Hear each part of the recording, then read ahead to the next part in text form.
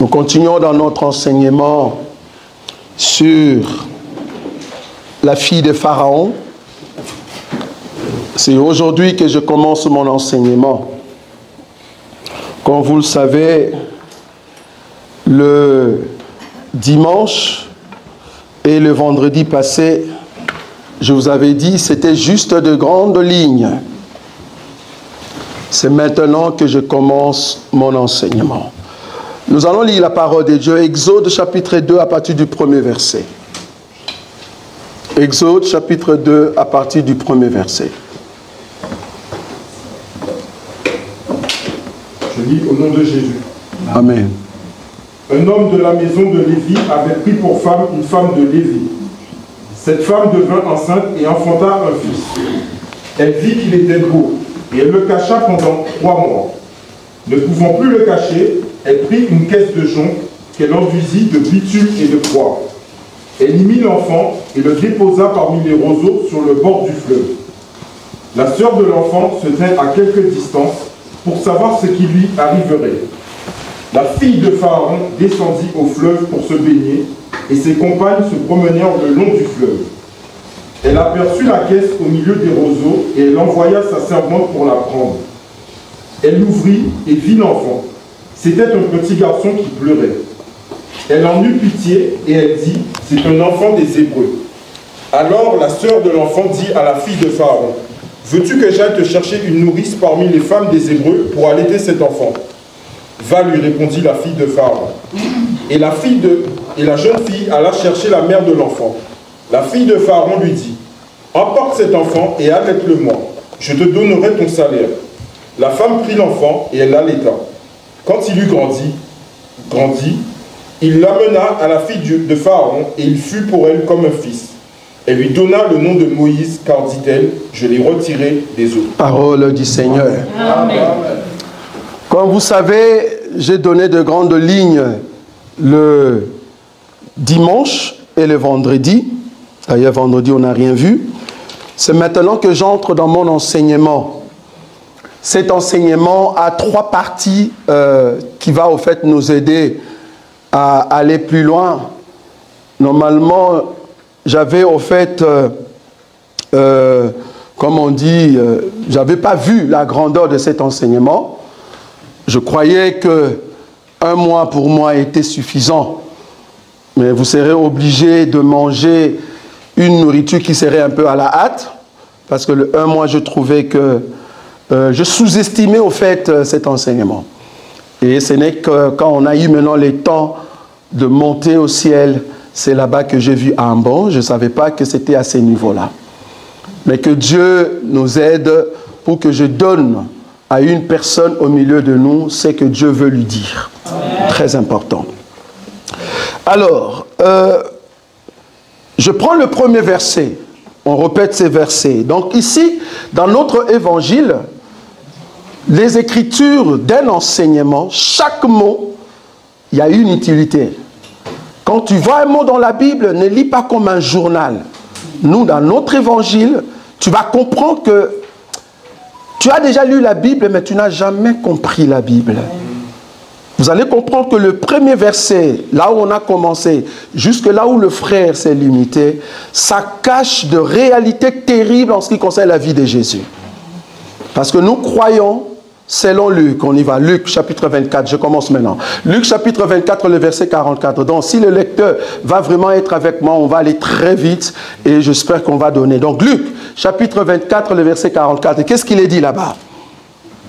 Luc chapitre 24, le verset 44. S'il y a une autre personne, il faut nous aider rapidement, oui. Qui peut lire rapidement? Il prend trop du temps là. Puis il leur dit, oui. Là ce que je vous disais, oui. Lorsque j'étais encore avec vous, oui. Il fallait que s'accomplisse oui. Tout ce qui est écrit de moi dans la loi de Moïse, dans les prophètes et dans les psaumes. Ça c'est Jésus qui parle. Il veut nous montrer que il a dit à ses disciples que tout ce qui était écrit de moi dans le livre de la loi, psaume et le prophète, ça me concernait. Il a cité, au fait, il a dit des choses qui concernaient Jésus. Oh, le livre d'Exode fait partie de quel livre? Le Pentateuque. Ça va? Donc, dans Exode, nous devons voir Jésus. Parce que lui-même a dit aux disciples, dans ce passage ici, c'est ce que je vous disais quand j'étais avec vous. Fallait que ce qui a été dit de moi dans les livres de la loi, dans de Moïse, hein. Quand on dit Moïse, ça dit les Pentatèques, Genèse, Exode, Nombre, Lévitique, Deutéronome, les 5 livres. Dans les 5 livres, il y a des choses de Jésus là-bas. Maintenant, toi étant un enfant de Dieu, étant chrétien, va chercher là-bas où se trouve Jésus. Nous avons un mari qui aime se cacher trop. Et c'est à toi, la femme, de le chercher. Tellement qu'il est bon, tu ne sauras pas le trouver. Il se cache, mais tu ne sauras pas le trouver. Il doit lui-même se laisser trouver. Vous voyez ça? Donc, il se laisse trouver par ceux qui le cherchent. Si tu ne les cherches pas, tu ne vas pas les trouver. Il faut d'abord avoir le sentiment d'aller chercher Jésus. C'est là-bas qu'il va se retrouver. Maintenant, nous voulons faire sortir Jésus dans ces passages de Exode, chapitre 2, à partir du premier verset, jusqu'au quel verset?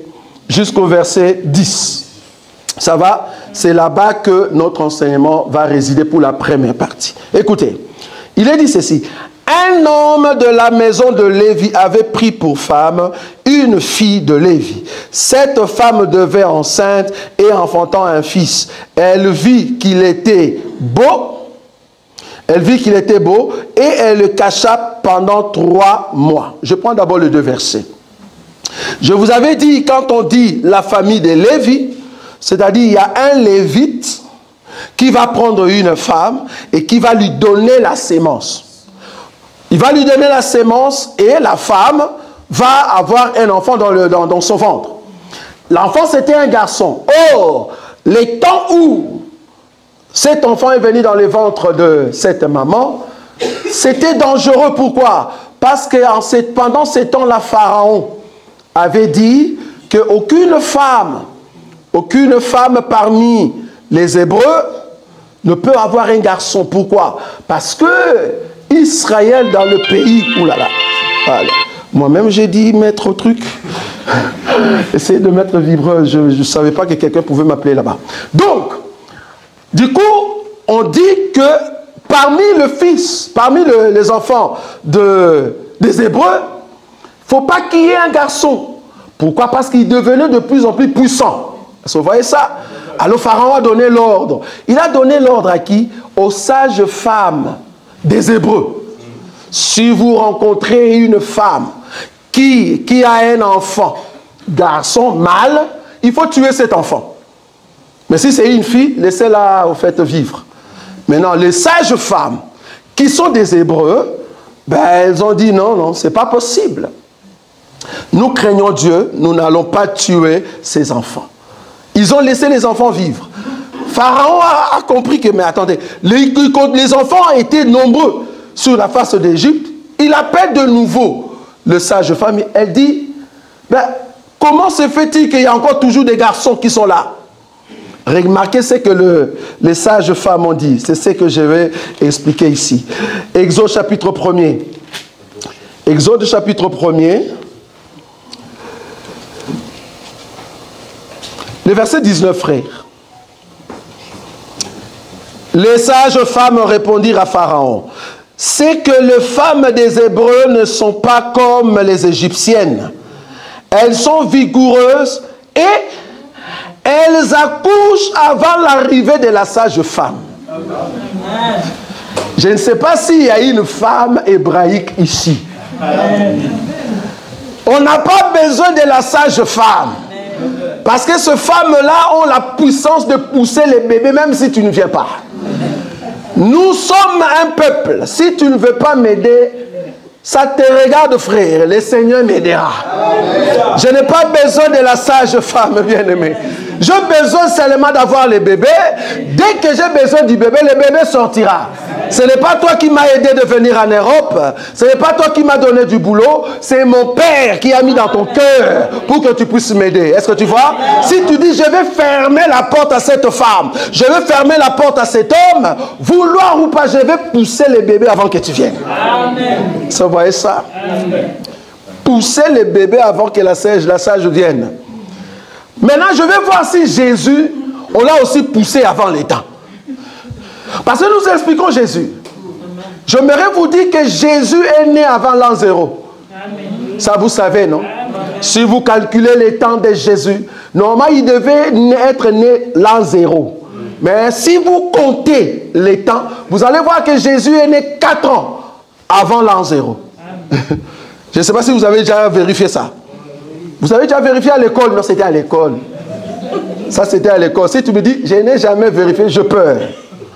C'est à l'école qu'on nous a montré que Jésus, parce que quand on dit 100 000 ans avant Jésus, tu vois, quand on disait avant Jésus, on mettait 0 à l'intérieur, non? On dit avant Jésus, A-V-J-C, tu vois, on met 0. Mais quand Jésus est né 4 ans avant lui-même. Donc on a poussé les bébés avant. Est-ce que vous voyez ça? On a poussé Jésus avant son temps. Donc on comprend que Marie a eu le bébé sans pour autant avoir une sage-femme. Oui ou non? Et nous pouvons le vérifier. Est-ce que la sage-femme était là le jour où Jésus est né? Nous expliquons Jésus ici, frère. Vous comprenez que Moïse est né sans pour autant qu'il y ait la sage-femme. Parce que la femme a poussé avant. Est-ce que vous voyez ça? Ok. Je voulais juste prendre cet élément parce que c'est très important. Mais remarquez, le père de Moïse étant lévite, la mère de Moïse étant aussi lévite, donc Moïse est né dans une famille où nous avons la loi et l'enseignement proverbe. Le père et la mère. Dans la Bible, quand nous voyons l'homme ou père et la mère, ça veut dire quoi? Quand on dit homme, quand on dit mère ou femme dans la Bible, ne dit pas directement c'est la femme que nous voyons. Non. Dans la Bible, nous, dans notre enseignement, les pères, c'est qui? Proverbe. Proverbe, chapitre combien? Oui, allez-y, 6. Tu l'as trouvé? Proverbe, chapitre 6, le verset 20, rapidement. Oui, il est dit quoi? Mon fils, garde les préceptes de ton père. Mon fils, garde le précepte de ton père. Donc le père, c'est lui le précepte. Et ne rejette pas l'enseignement de ta mère. Ne rejette pas l'enseignement de ta mère. Le père, c'est la loi, le précepte. Mais la mère, c'est l'enseignement. Le verset 23. Verset 23. Car le précepte est une lampe et l'enseignement une lumière. Ah, donc quand nous voyons une lampe avec une lumière, c'est le mariage. Est-ce que vous avez vu ou pas? Parce que la lampe, c'est le père, mais la lumière, c'est la mère. C'est ça, non? Parce que la lampe, c'est le précepte, mais la lumière, c'est l'enseignement. Est-ce que vous voyez ça? Donc, quand nous voyons la mère dans la Bible, comprenez que dans la révélation, cela veut dire enseignement. Quand tu vois la lumière dans la Bible, cela veut dire enseignement. Si nous te disons, tu n'as pas la lumière, c'est-à-dire, tu n'as pas l'enseignement. Est-ce que vous voyez ça? Donc, la lampe, c'est le père, c'est la loi, mais l'enseignement, c'est la mère, c'est ça la lumière. Est-ce que nous sommes d'accord? Donc, Moïse est né dans une maison où il y avait la lampe et la lumière. Il est né par le père lévite et la mère lévite. Est-ce que vous avez vu ça? Ok. Donc, il y avait l'enseignement. Maintenant, il faut que cette femme reçoive quoi? Reçoive au fait la sémence venant de l'homme. Parce que je commence maintenant à entrer dans les détails de mon enseignement. Il faut que la femme reçoive l'enseignement venant de l'homme. En d'autres termes, il faut que la femme avale le précepte, avale la loi. Quand la femme a avalé son mari, en d'autres termes, a accepté son mari pour coucher ensemble, le mari lui a donné les préceptes. Est-ce que vous voyez ça?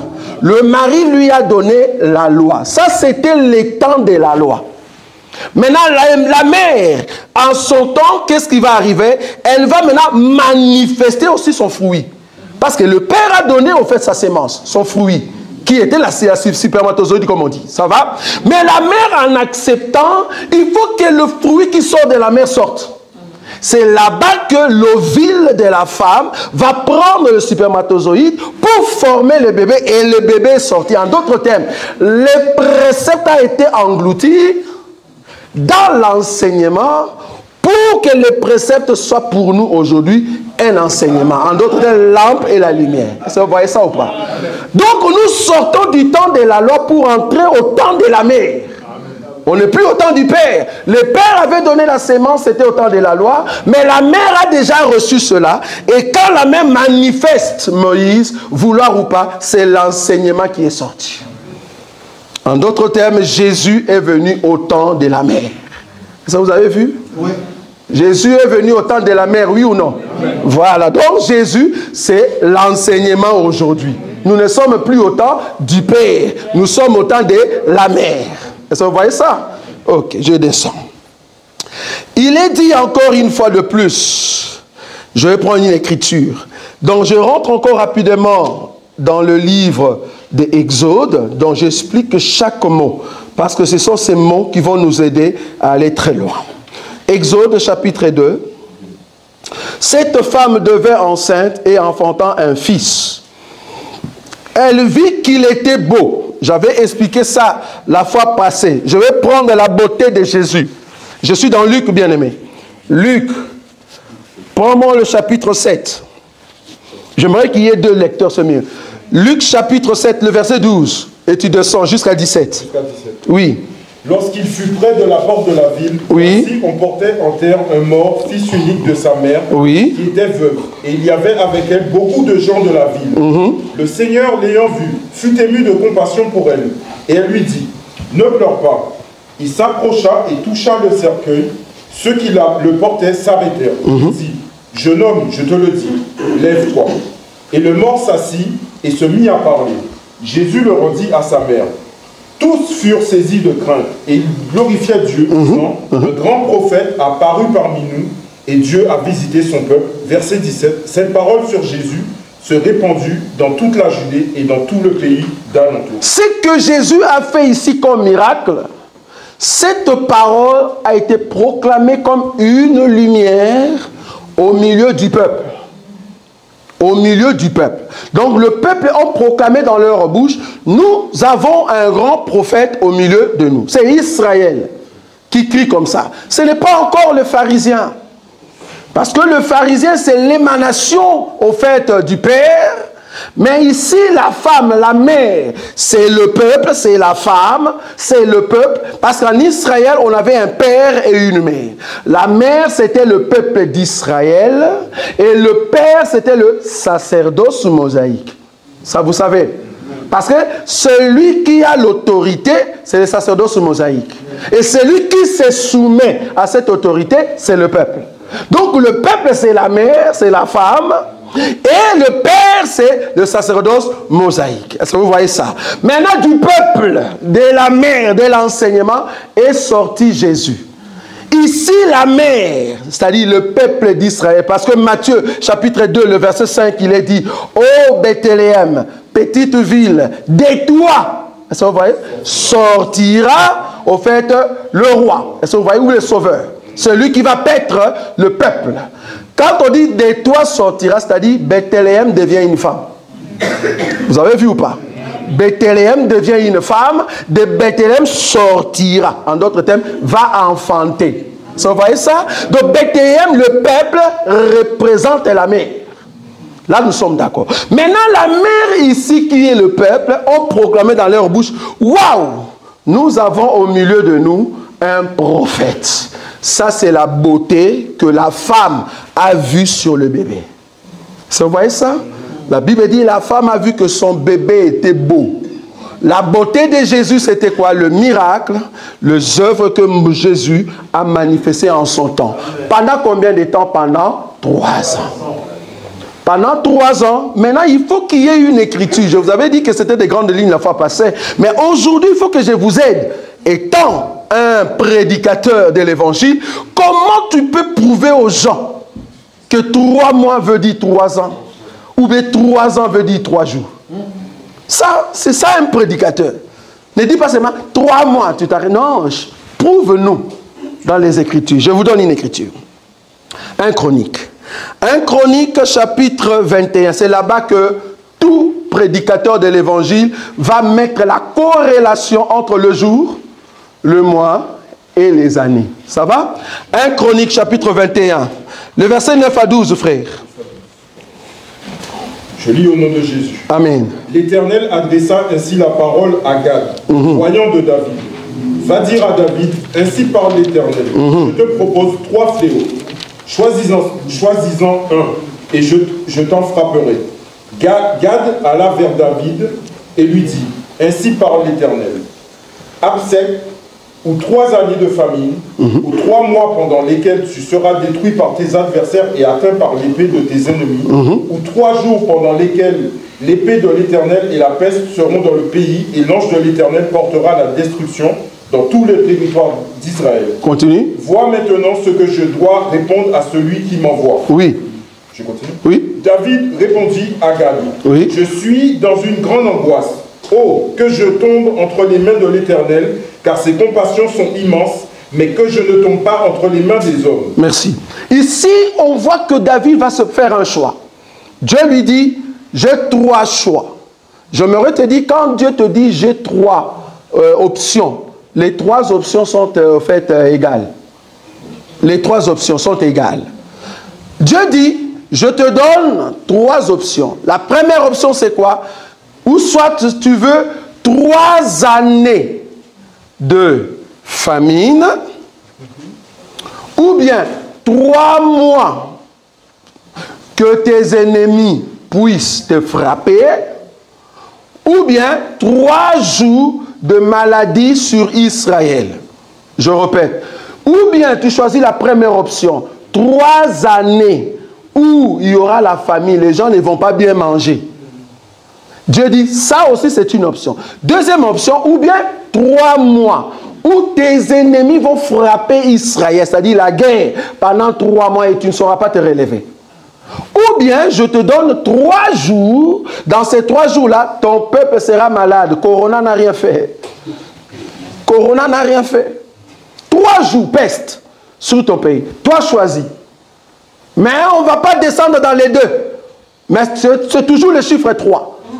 Vouloir ou pas, le 3 jours, le 3 mois, les 3 ans, c'est la même chose. C'est la même chose. Le problème est qu'il y a l'autre qui est long. Il y a l'autre, mais pour Dieu, le nombre de gens qui vont mourir pendant la famine égal au nombre de gens qui vont mourir pendant la guerre, égal au nombre de gens qui vont mourir pendant la peste. Est-ce que vous voyez ça?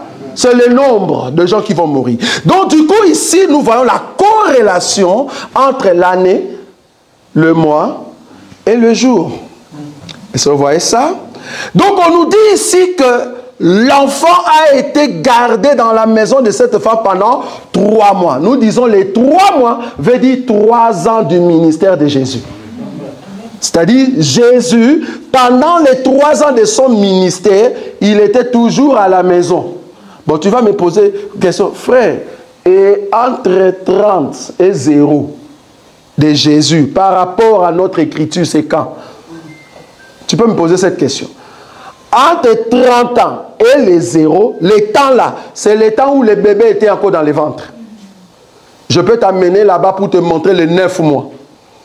Mais je n'ai pas besoin parce que là, ça devient encore un cours, un autre cours. Mais je ne vais pas t'amener là-bas. Je prends ici la corrélation de 3 mois et les 3 ans. Pendant 3 ans, le bébé est beau. Parce qu'il faut comprendre que nous voulons voir la beauté du bébé. Alors que quand le bébé était dans le ventre, qui a déjà dit que mon bébé est beau, ou soit ma petite fille est belle, mais alors que le bébé se trouve encore dans le ventre? Est-ce qu'il y a des mamans qui ont déjà fait ça? Même dans l'écologie. En tout cas, moi j'ai vu dans l'écologie, les bébés avaient un nez bizarre. En tout cas, dans l'écologie, tu ne peux pas dire mon bébé est beau. Hein? Dans quoi? C'est pas écologie. Échographie. Moi, j'ai dit écologie. Je veux devenir écologiste alors. Échographie, voilà. C'est ça le terme. Je ne peux pas accepter que dans l'échographie, que tu dises que mon bébé est beau. Parce que les bébés, là-bas, ils sont des fœtus. Ils ont des faces bizarres. Parce que quand ils commencent ce fœtus-là, ils ont même la face de lézard. Donc, c'est bizarre. Je me disais, est-ce que nous, hommes, comme je suis là-bas, je suis venu comme ça. Si seulement on pouvait nous prendre de photos là-bas. Et chacun de nous montre, regarde, j'étais beau ici. Il n'y a personne qui va dire j'étais beau. Donc, la beauté de l'enfant. se voit quand l'enfant est sorti. Est-ce que vous voyez? Quand l'enfant sort du ventre de sa maman, alors la femme dit, mon bébé est beau. Ah, quand Jésus sort de la maison de Marie, il commence son ministère. Est-ce que vous voyez ça? Il commence son ministère, c'est là-bas que nous pouvons voir maintenant la beauté de Jésus. Est-ce que tu as vu ça? C'est-à-dire le premier de 0 à 30 ans, c'est encore le bébé qui était dans les ventres. Ok. Je vais trouver une autre écriture qui pouvait me soutenir en ce qui concerne les 3 ans. Parce que je vous ai dit ici que Moïse, ces 3 mois, c'est la lumière. N'est-ce pas?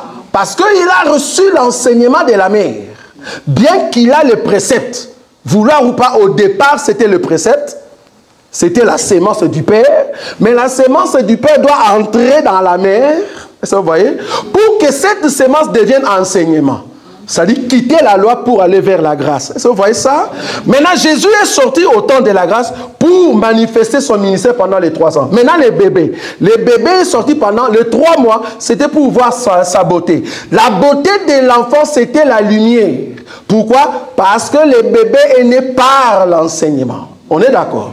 Je vais maintenant trouver une autre écriture qui va me prouver que la lumière est restée combien de temps dans la maison d'Israël. Est-ce que vous voyez ça? C'est comme ça que je pars. Jésus est resté 3 ans dans la maison d'Israël. Moïse est resté 3 mois dans la maison de sa maman. Je vais voir une lumière qui est restée aussi 3 quelque chose, quelque part.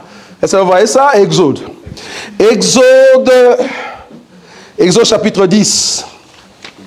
Si vous comprenez comment nous marchons dans les Écritures, ça va vous aider à bien prêcher, bien-aimé. Exode 10, le verset 20. Oui.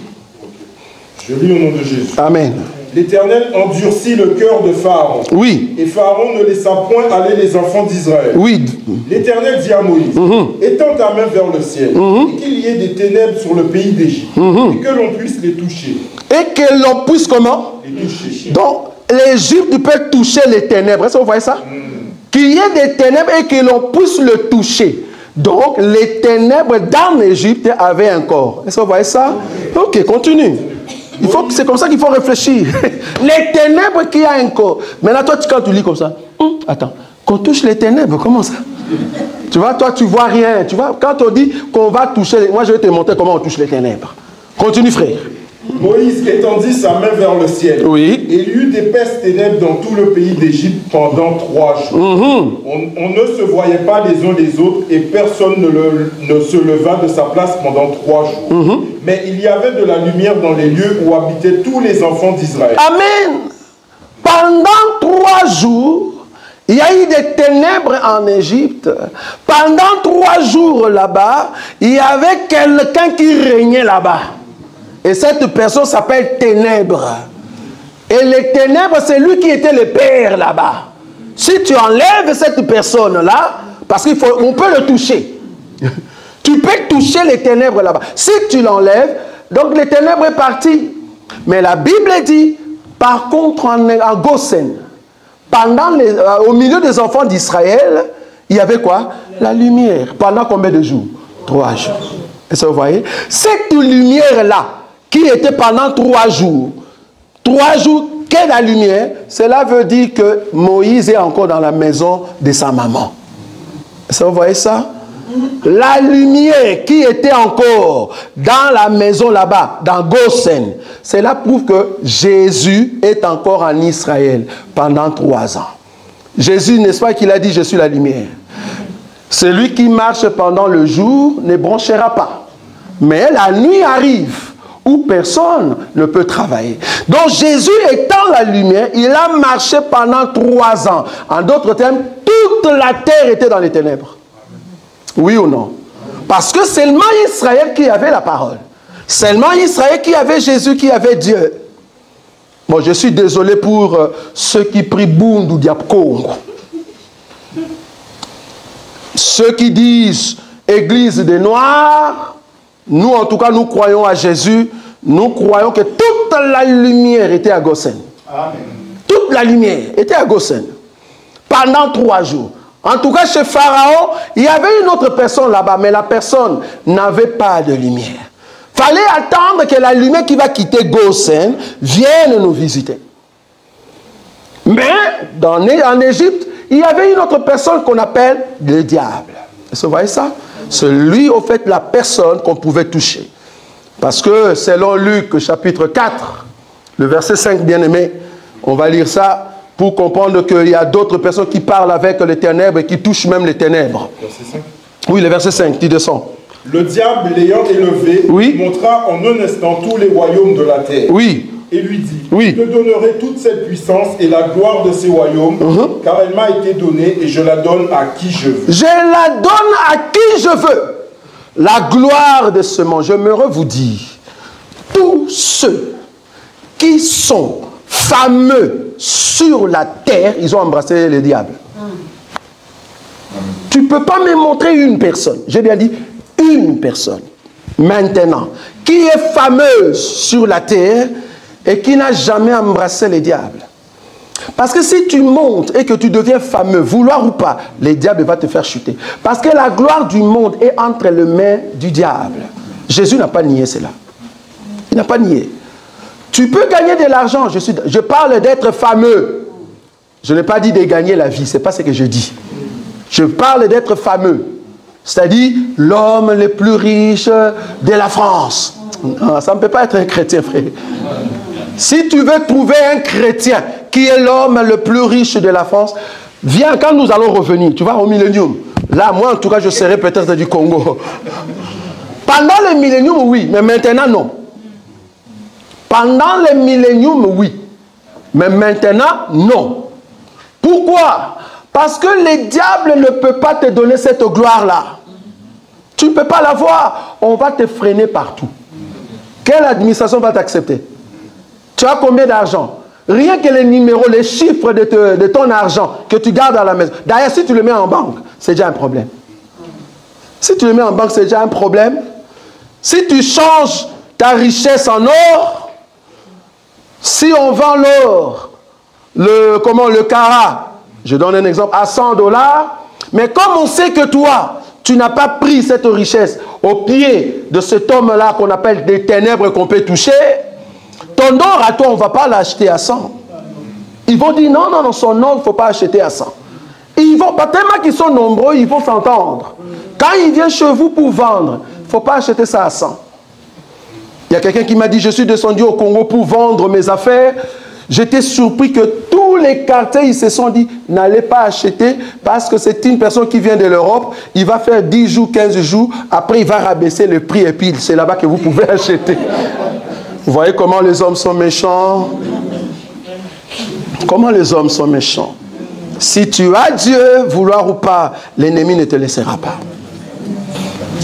Si tu as Dieu, l'ennemi ne te laissera pas.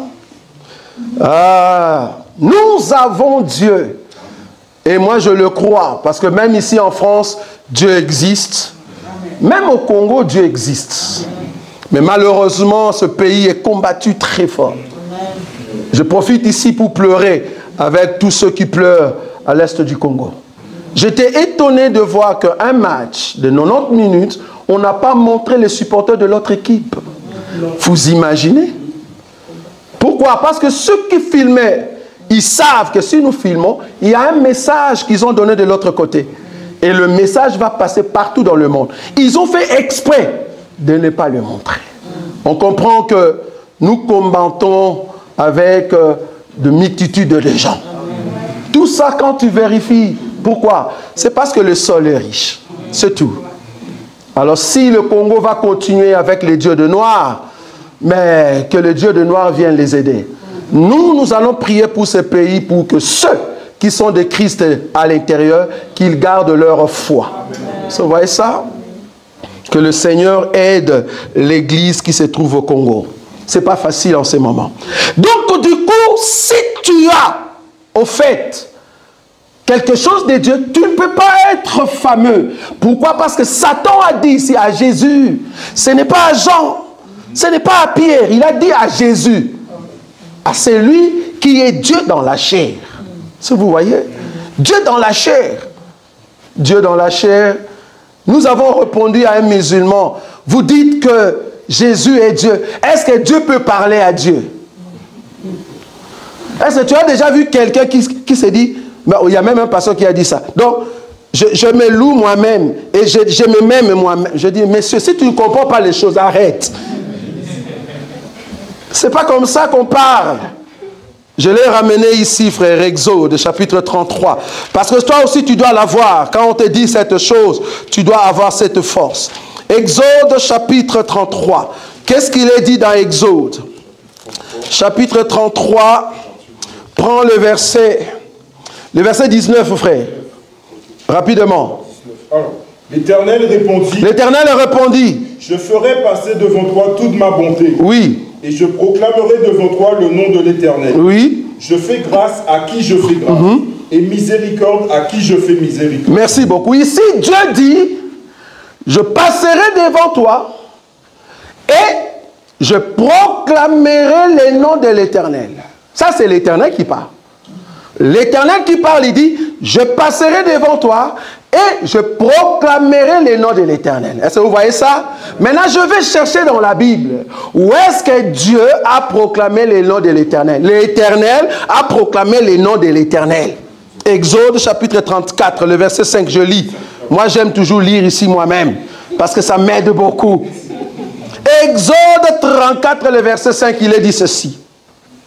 L'Éternel descendit dans une nuée. Ça déjà c'est très bon.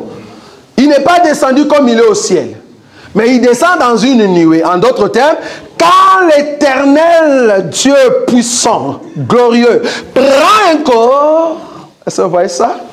Parce qu'ici il prend un corps, oui ou non? Il est descendu dans une nuée. C'est-à-dire, Dieu éternel entre dans une nuée et il descend. Est-ce que vous voyez ça? Ok. Maintenant, l'Éternel qui est dans une nuée là, l'Éternel qui est dans un corps, qu'est-ce qu'il fait? Le verset 5. L'Éternel est descendu dans une nuée, s'éteint là auprès de lui, lui qui? Moïse, et proclama les noms de l'Éternel. Et l'Éternel passa devant lui et s'écria. C'est l'Éternel qui est dans la nuée qui commence à crier. Nous sommes d'accord? C'est l'Éternel qui est dans un corps qui commence à crier. Qu'est-ce qu'il dit? Éternel, éternel, c'est ça non? Éternel, éternel, Dieu miséricordieux et compatissant, lent la colère, riche en bonté et en fidélité, qui conserve son amour jusqu'à 1000 générations, qui pardonne l'iniquité, la rébellion et le péché, mais qui ne tient point le coupable pour innocent et qui punit l'iniquité de père sur les enfants et sur les enfants des enfants jusqu'à la 3e et à la 4e génération. Ça, c'est l'Éternel dans un corps qui prie l'Éternel assis dans les cieux. Ça, c'est très bon. Oh, Jésus, c'est l'Éternel dans un corps. Est-ce que vous voyez ou pas? Jésus, c'est l'Éternel dans un corps qui descend. Qui descend pour faire quoi? Pour annoncer la grandeur. Est-ce que vous voyez? Donc, il descend dans la gloire pour annoncer la grandeur. Et c'est là-bas que l'Éternel peut prier l'Éternel. Oui ou non? Est-ce que vous avez vu? Donc, du coup, pour nous, Jésus, c'est vraiment Dieu, mais qui est dans un corps pour nous parler. Est-ce que nous sommes d'accord? J'avais donné Exode chapitre 34, le verset 5, et jusqu'à quel verset? Jusqu'au verset 7. Ça va? Donc c'est très important de voir cet élément. Waouh, les temps. Alors, donc là on est au niveau de la beauté. Non, au niveau même de 3 ans. Donc je dis ici que le 3 ans de la lumière à Goshen, c'est la montre au fait... Non, les 3 jours, qu'est-ce que je dis? Le 3 jours de la lumière à Goshen, c'est au fait les 3 mois du bébé qui est dans la maison de cette femme. C'est au fait le 3 ans de Jésus qui prêche en Israël pendant son ministère. Ça va?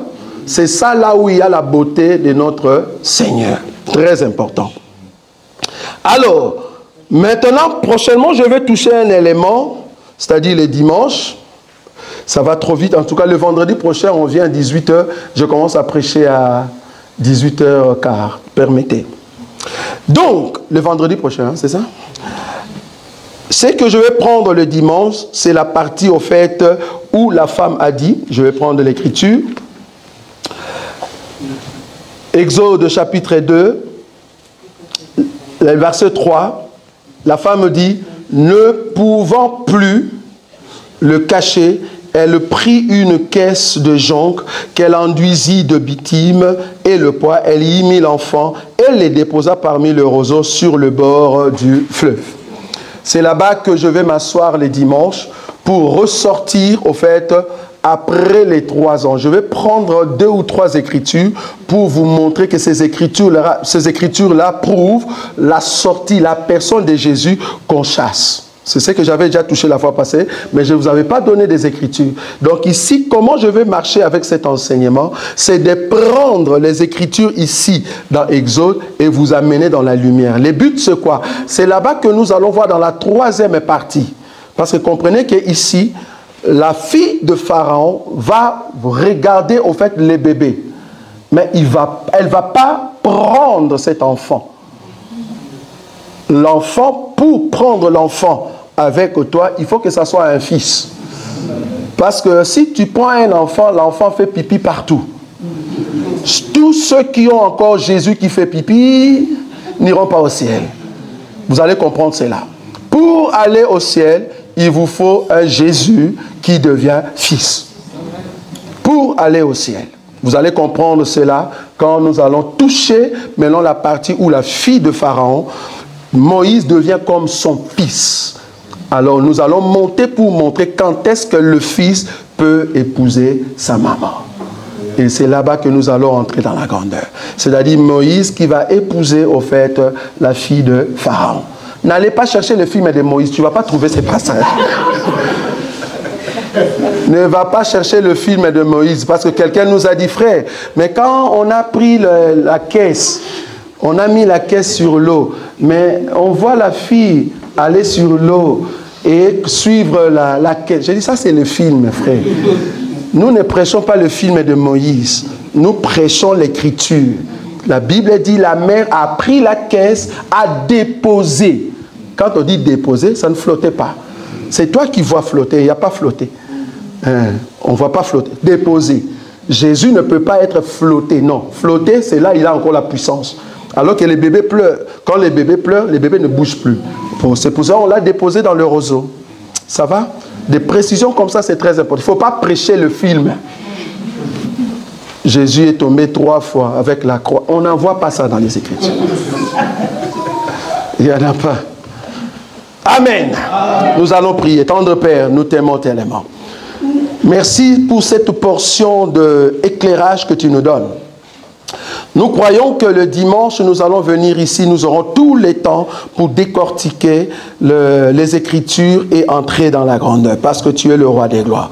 Permets que nous puissions avoir assez du temps, enfin, d'expliquer ces choses pour élever ton nom, parce que tu es le roi des gloires. Bénis ton peuple alors que nous allons rentrer dans nos maisons, que ta grâce puisse nous accompagner et que la nuit d'aujourd'hui soit une nuit de grâce, une nuit de paix. La Bible dit, je me couche et je m'endors en paix, car l'Éternel, tu donnes ta sécurité dans ma demeure.